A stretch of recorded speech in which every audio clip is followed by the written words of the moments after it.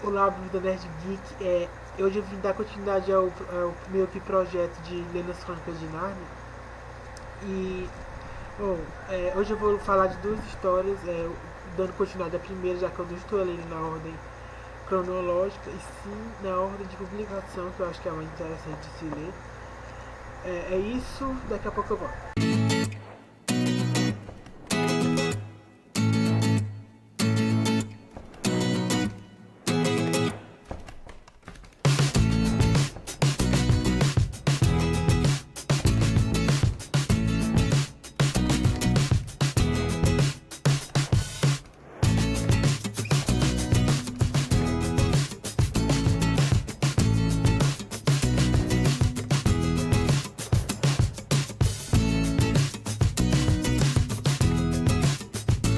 Tudo igual eu queria ter vivido nos velhos tempos, quando tudo era bem diferente, quando os animais podiam falar e as pessoas que moravam nas árvores e riachos eram boas e havia anões e faunos.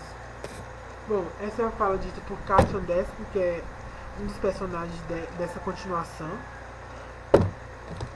de O Leão Feiticeiro Guarda-Roupa. A história se passa 100 anos depois do reinado lá do primeiro livro, do Pedro e da Lúcia, da Susana e do Edmundo. Eles acabam por voltar, os quatro voltam para essa história. E nessa história, começa com eles chegando em uma ilha. E nessa ilha eles acabam descobrindo que essa ilha na verdade são ruínas do antigo castelo que eles mesmos deles reinaram durante os anos que eles passaram em Narnia. E meio que nessa ilha eles acabam encontrando um anão, e esse anão acaba contando a eles toda a história que levou esse anão a chegar até ali, porque ele foi enviado por Caspian, e ele também começa a contar a história de Caspian para os quatro reis. Então ele diz que os Telmarines tomaram conta de Nárnia, e que Nárnia, os animais tiveram que se esconder porque eles eram caçados, eram remetidos. Os Telmarines são os humanos que vivem em Nárnia, já que em Nárnia não existe humano naturalmente falando. Não é a terra habitada por humanos. Os humanos que existem lá são levados daqui por portais, através da dimensão. Ou seja, através do guarda-roupa. Esses Telmarines chegaram lá por uma ilha, meio que não souberam voltar, e acabaram vivendo lá por gerações. Então teve o Cássio I, primeiro rei, segundo, terceiro, até chegar o Cássio atual.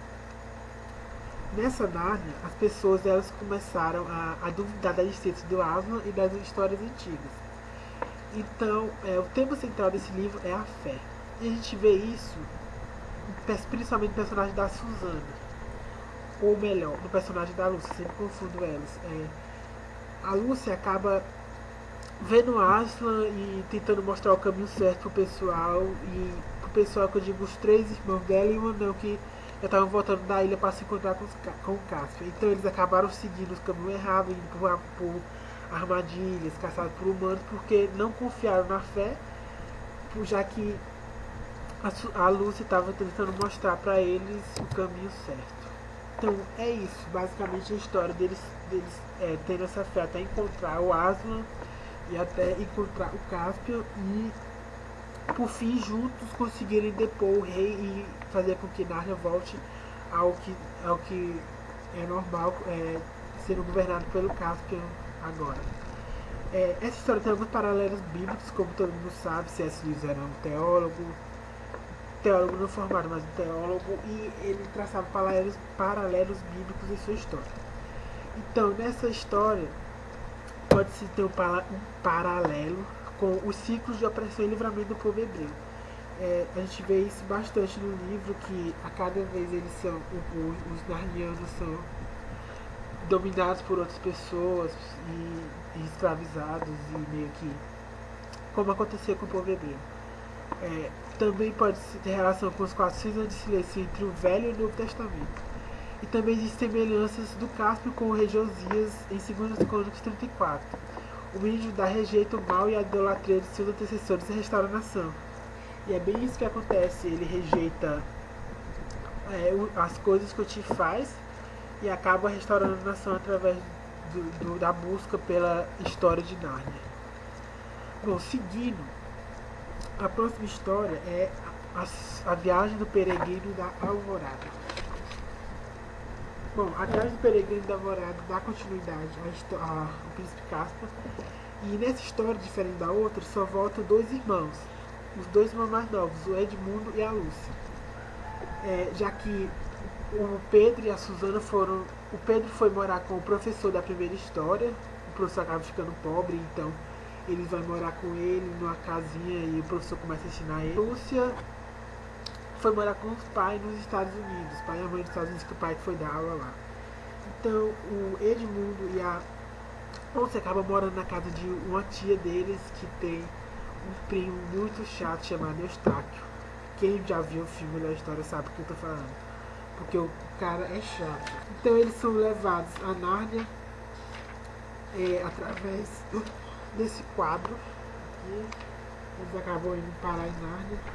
Os três, o Eustáquio e os dois irmãos mais novos.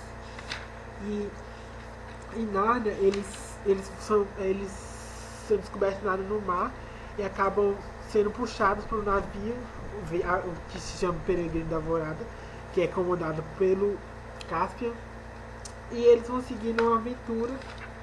No meio da história, o Eustáquio acaba por virar dragão e ele sofre por isso, e meio que depois disso ele começa a agir mais naturalmente, sendo menos chato.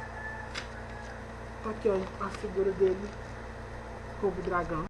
Eles também estão indo atrás de 7 fidalgos que foram expulsos do reino pelo tio do Caspian.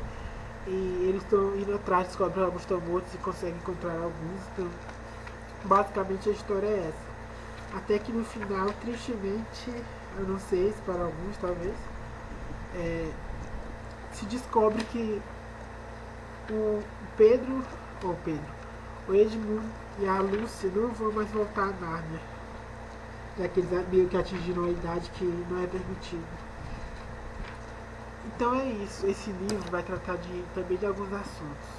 Como eu já disse, a busca do príncipe Caspian pelos 7 lords ou fidalgos que foram desaparecidos no reinado do tio dele, já disse isso.